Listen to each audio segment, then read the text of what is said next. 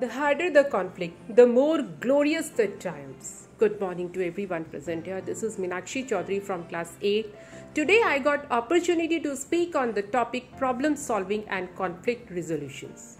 When we are faced with a problem, either we get afraid or uncomfortable and wish it would go away, or we feel that we have to come up with an answer and it has to be the right answer. Being faced with a problem becomes a problem. And then what do we think? We think that it has to be solved and we are not sure how to find the best solution. And there will probably be conflicts about what the best solution is. The goal of a good problem solving process is to make us conflict friendly and conflict competent. What is a conflict? Why conflict occurs and how to resolve conflicts? Conflict is defined as difference in opinion or some kind of disagreement between two or more parties. Earlier, people believed that conflicts are bad and should be totally discouraged.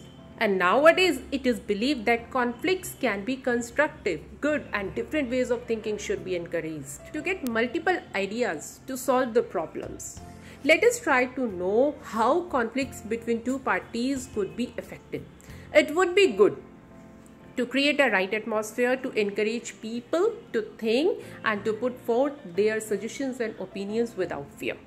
That time, they should think what is best for the team, keeping besides the personal emotions.